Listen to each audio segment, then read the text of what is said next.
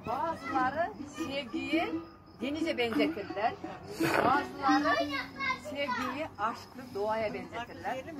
Burada bir güvercine benzetiyoruz. Bunu duymuştuk hikayesini. Barışın sembolü. Haber verir. Onlardan haber verir. Evet.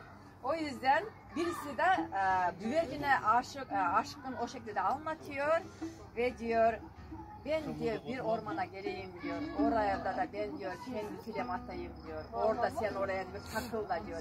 Elime gel diyor. Benim beyaz güvercin. Çok derin duygular. Evet.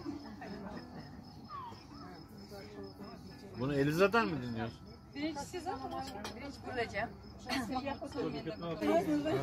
Yeni incelemesi yapıyorum.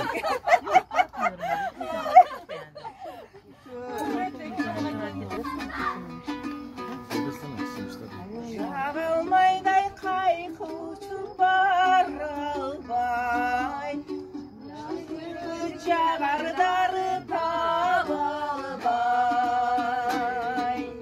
Ak gittirin tütünüyün armanıga Uçak çayı kumar cazıp kalalbay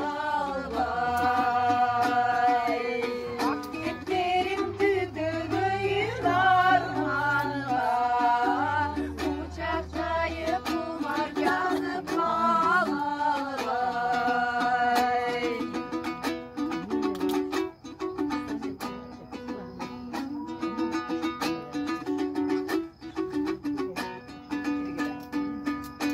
Asman vursam yine gütüm çolumdu Akmandayım karmasam benim kolumdu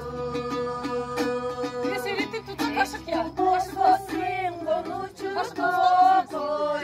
Var bizde de var. Canım sevgi çaya badım torundu Hiç olmazsa sen konucu toylu Canım sevgi çaya badım torundu Sadece elinden dinliyoruz.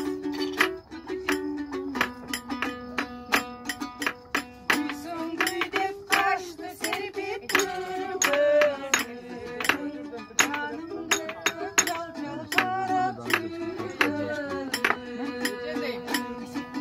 İçeri gelir kumay oynadım Ay çileği yanıp birisi